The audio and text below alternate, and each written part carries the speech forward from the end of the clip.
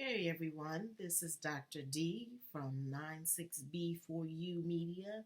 This series in particular, we're going to talk about the women of healing in the history, how I basically got started in healing and information when I was quite young.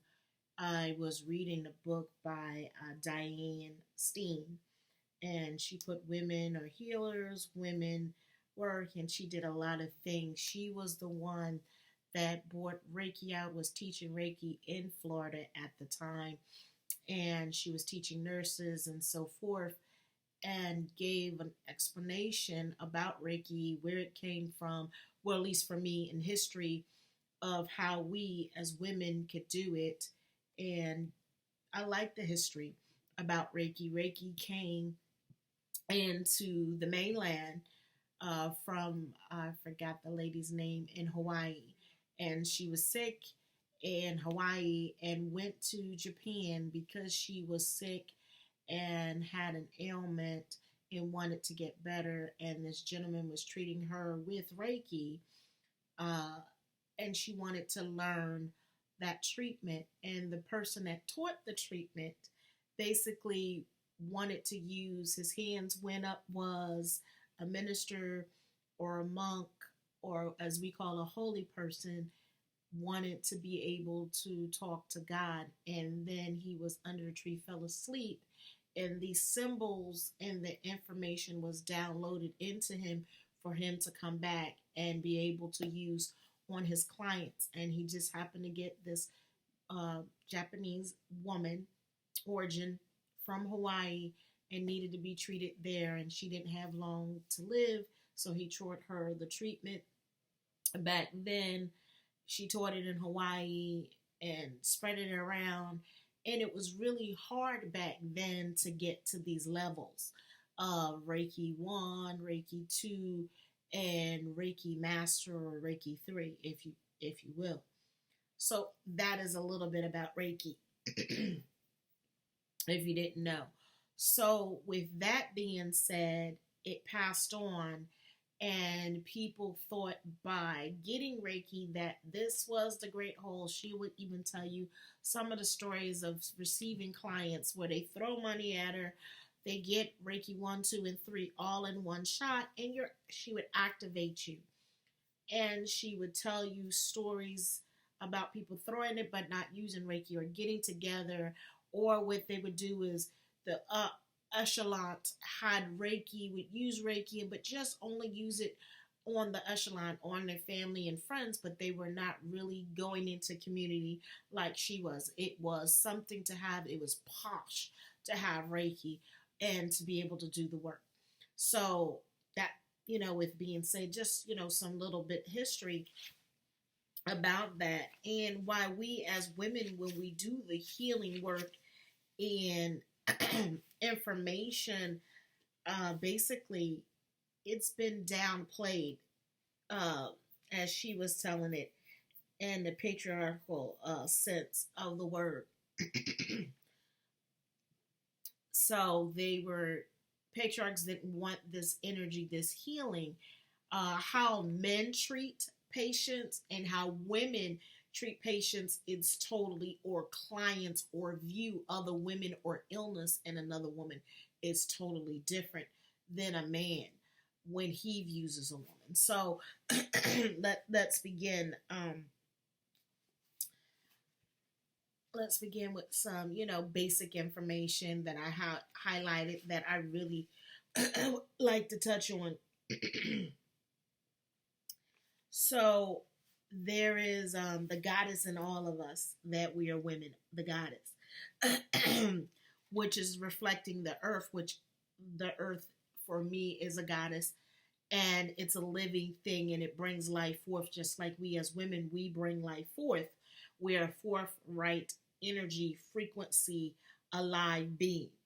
And because of that, I'm not saying men are not alive, they are alive, but they have a different type of energy. And like I said, we're going to get more into it the more that I put my notes, what I wanted to talk about.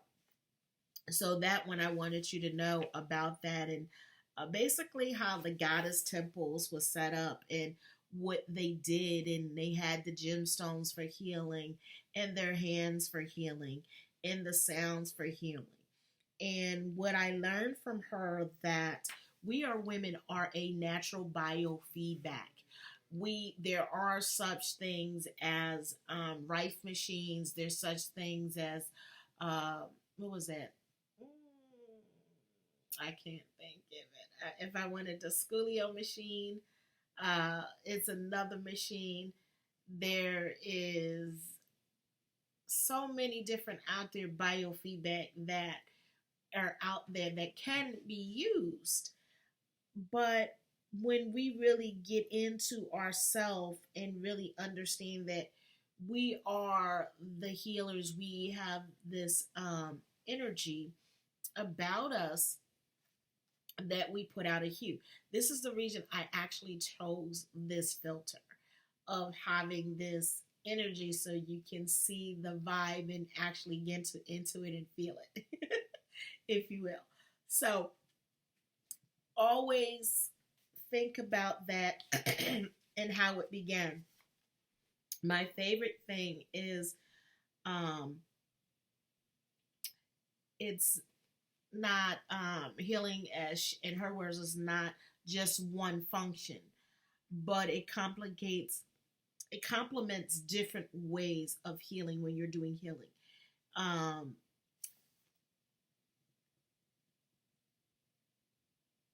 People think healing is new age. People think it's just metaphysical. And that was their excuse for basically not doing it. Thought it was witchcraft. Thought it was like worshiping devils and rocks and plants and different things that, or cursed or something that was not a positive thing that women. So some women were actually hung and thought as witches because of the craft of them learning the thing. And the thing is that because the earth is trillions and trillion years of old, they produce things and energies like rocks for you to use, stones, gemstones, whatever you want to call them, for healing. Um, that's We also have crystals within ourselves, and we are also crystal beings if you think about it. So, with that being said, the goddess or divine source, whoever you believe in, I believe in the goddess, I believe I'm a god. So, with that being said, let me explain. You can channel um, for healing. You can use herbs on someone that is in need. Um, and the healing is three parts: union, a mutual agreement between the healer and the person or the animal receiving the healing, and the divine source. Gemstones, crystals help to transmit that energy of the goddess energy of the god of, through the healer, and that energy is used to go through the body. This is nothing new, has been done as old as time. Shaman, medicine man, medicine woman, uh, midwife, uh, sorcerers, wizards, trying to think of like all these different names that we have. They had things in the purpose of healing. Midwives were really healers. They were medicine women, were really healers, not only of the body but of the earth, and as a group and as in a culture, if you know anything about it, because they would go and look at the land and be able to predict and tell you what's going on in the land, what the earth was needing, how to feed the earth. They were showing rituals to a group of people in their village, whatever. They were the ones that went to, and people went to get a more fertile, a best time to plant, because they didn't have the almanac back then. So you had to be able to read nature. You had to be able to read the sky. You had to be able to read the winds. And different winds mean different things. Trees sway in different ways. Flowers blossoming, doing different things, pollinating. Sometimes flowers pollinate early. What does that mean? The best time to go hunting, the best time to have a woman circle, best time for the men to get together and gather and do ceremony like men do. So these are parts that medicine women have played a part in, and they were always assistant in when new life came in. They were always assistants when a woman was getting married. They were always assistant in when a woman came into being a young woman. So these are the things that a medicine woman does. They had a hut. There is certain protocol that was done as a woman, as a healer, you had going on for this to work in the circle and a positive. So you would have fertile land, so you would be able to go out and hunt. You can go out and make sure the food was being cooked, or you make sure the clothes were being done. The teepees and the huts and the homes and the mud, and these are things of making a home and making things a collective in a community coming together. This is why it's important to find your tribe, your community. These are things because when you build up this energy and you get together as a collective and work on what you want together, it's building. It's building a foundation, but building more on top of that for the future generations to go on, which you have taught them, for them to teach on, so it's not dying out. So a craft, so it's not dying out and it's gone and you won't know what to do. So to me, it's very important for us to come together and gather together and talk as women, as healers, and also the men allow that place of speech of women coming together and gathering and getting information. What is your thoughts about that? So let's talk about a lot more stuff. So let's really get into it. Let me look at my notes. Like I said, I got this down.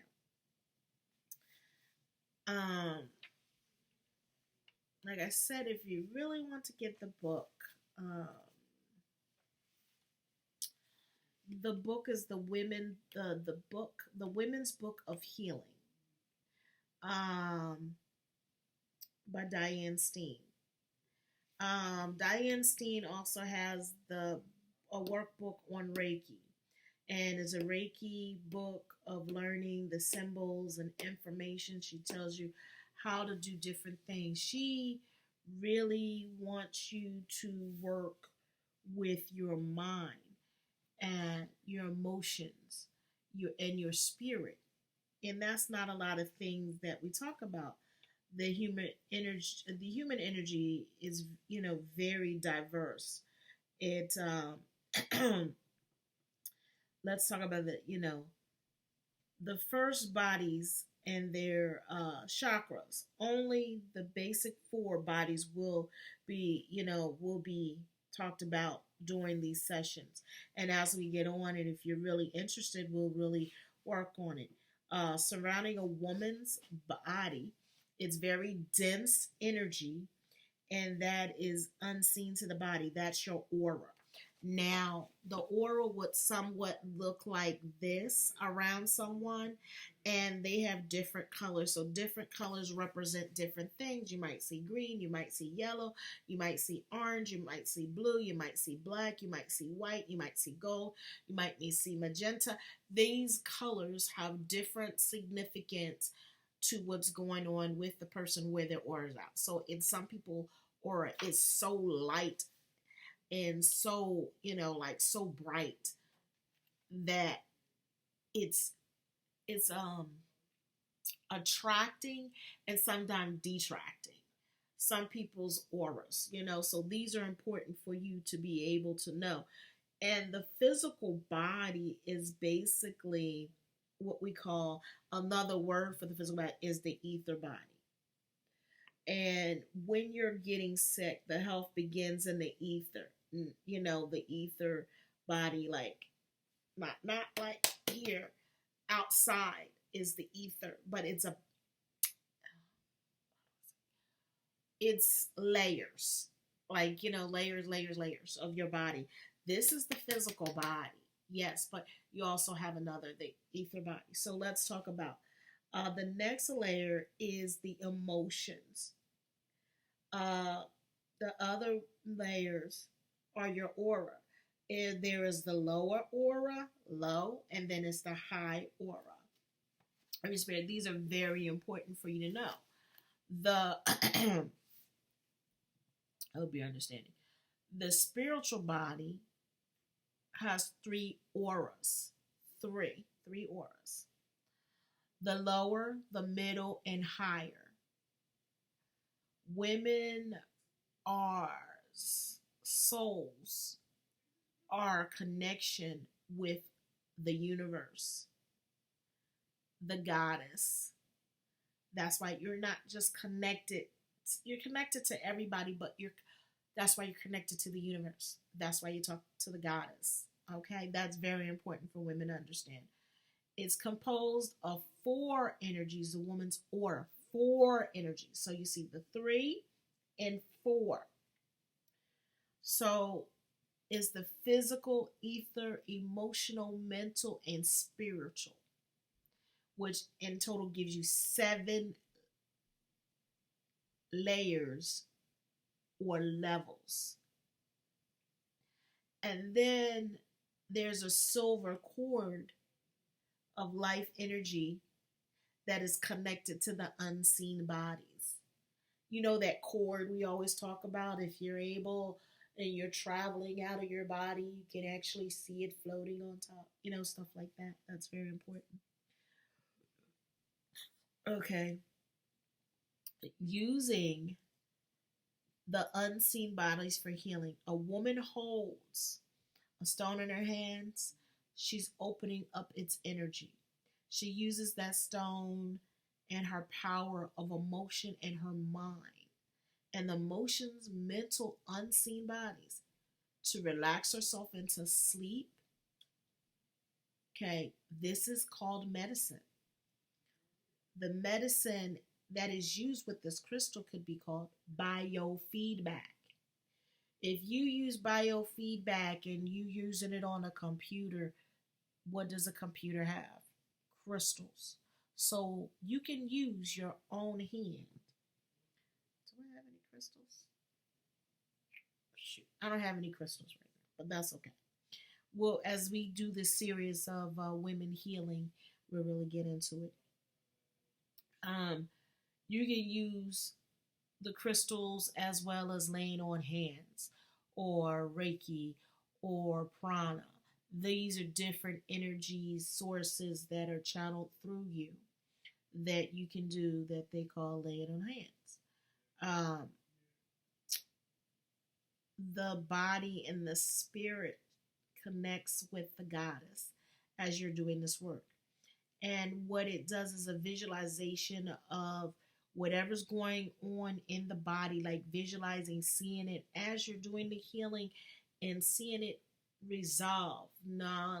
If it's a body part that's hurt, that has inflammation, seeing that swelling, seeing that sickness, seeing that mucus, seeing whatever it is that body is hurt from trauma, drama, whatever it is, releasing it, but sending that energy to there and maybe placing a crystal on it or just putting your hand on it. So that actually works. Now let's talk about male medicine and why it's different than the energy of when we heal a whole. And I'm going to break that down.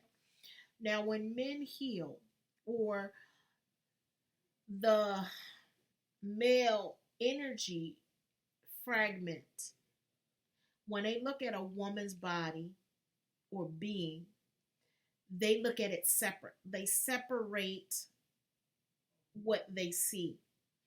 Like, they don't see it as a whole.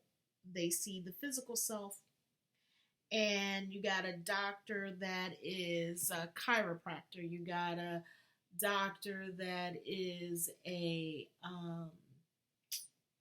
heart doctor. You got a doctor that is a lung doctor. You got another doctor that is for your ovaries. You got another doctor for your uterus. You got another doctor for your toes and your feet and all of that. Like, it's just naming all these things. They're all separate, but they're not looking at it in a whole function of how the body is treated. Now, a woman, a whole woman, the energy in the body must be treated wholly. It must come together. It must unify. And the power system devised is non-physical, the non-scientifically measurable, the psychic, the irrational, as denies the female and her connection to these things. It refuses to acknowledge or derive from understanding that there's more to the body than we think, that it's, it has other parts that cause ailments. If you remember, Louise Hay said, you can heal your body. And if you have the book, you'll be able to see that you're connected to different things and emotions. Your sickness come from an emotion or something that is underlined in your conscious mind, subconscious mind that you bring to the surface that brings ailment, or a pattern of something that a belief system. And we don't talk about that. The physical body is accepted as fat, and the reason why is that certain beliefs or dogmas have made it believe this is what it is. Physical body is just physical. There has nothing to do with it consciously, your mind. That's why they believe, okay, when you're dead, you know that body is dead, this limb is dead, it's done. That is no way to come back. But if you ever notice that the people that and amputees talk about their limbs actually feeling like they reach in their hand, or they feel like their foot is still there, and they call them phantom pains because that part of their body is no longer there. They've amputated. So that's if they were born with that thing and they got it amputated. So that would make me think, okay, well, if my mind is able to do that, why can't I use my mind, my conscious mind, and work on healing the body and bringing it back into function like I want it, like what I see or what I create, without separating and understand all these things cause a lot of issues, if you will. Now, when a doctor finds out you have a back pain, and they give you oxycodone, they give you tramadol, they give you I'm trying to think, oxycodone, all these different pain meds. We'll just go with that. All these different pain meds. I've gotten out of it. My mind just can't function like it anymore. They give you all these things, but in the interim, they have not found the cause. Why are you having these symptoms? Why are you in pain? What is it from? Not only is it from trauma, why did it just come out of nowhere? What happened up to leading to that? That is treating the body, the whole body, finding out the cause, like why this is happening. What doctors are taught is to treat the symptoms, symptomatics. So you're having pain.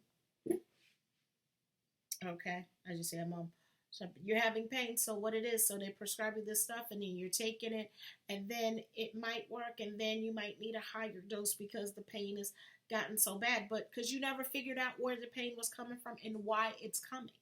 So you're putting a Band-Aid, so they're giving the women these medications, and then they're on it so much that they become addicted to it. So now they have addiction to these pain medications that their body also has a reaction. So you have this pain medication, it might mess with your liver, it might mess with your kidney, it might throw your blood pressure up, it might, cause incontinence, or it might upset your stomach. So now you got to take a pill for your upset stomach for the pain that you're in, or you got to take blood pressure medicine because you're taking this. And it's like, so you see, they're treating symptoms, and with these different medications you're using, they have side effects. So I'm not saying don't. This is, just saying, look at it and see if you can find a doctor can find symptoms the symptoms and ask you what is the root cause. When we find the root cause for our medication, of needing medication, then we got something. Find the root cause. When you find the root cause, then you know the strategy of treatment, how to go about it, so it doesn't reoccur. Because sometimes you can treat one thing and you think you got it cured, and then something pops up. Because first of all, you didn't treat the right thing the first time, because you don't know what the root cause of it. You know what I mean? So for me, finding out the root of the ailment of your body is very important, and we don't think like that. So I'm not saying don't take medication. I'm saying it has its drawbacks as a woman. So for me, I would want to know why that particular foot is hurt, and if it's swelling, if it's gout, did I eat too much? Like, what is going on with my body that is making my body react in a different way?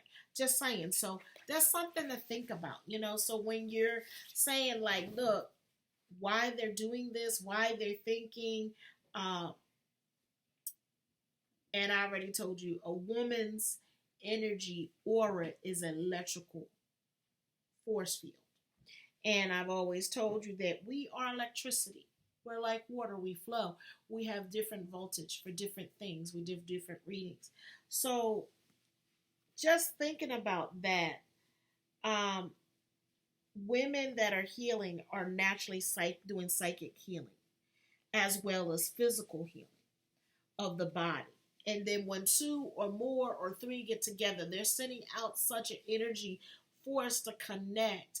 That is why a lot of times prayers do work, because it's energy that you're sending out. And when you come as a collective, it actually sends and helps the body. Not saying it don't help on your own. The visualization, it does help as well. So I want you to really, think about that as healing. You can do it visually, you can do it physically and mentally. So the physics are now supporting the science. That's what's going on. What is a gentleman's name? Dr. Joe Dispenza was talking about your mind can heal. So you got Louise Hayes House that's been out since the 70s and pushing out. And before her, there was Florence Schroeder.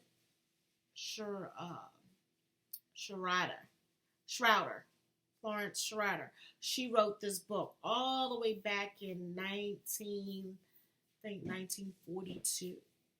And then Louise Hayes House came out and basically took that information and reprinted it, but she put affirmations to it. Her different affirmations and stuff like that. But basically the same principle. And that's what he liked. I like that you can heal yourself. If you don't have that book, I suggest you get it. It's something worth having and seeing. So that is all I'm going to share with you on my series of women and healers. So I hope you will stay tuned. You like what I said, and it brought some enlightenment. But we will have a segment of this being part of 96B4U information, and we'll give you more books to read and share, because we're going to talk about crystals. We're going to talk about my books and how I got to be where I am, that I know that what you have can help you as well. I am saying I am Dr. D from 96B4U Media.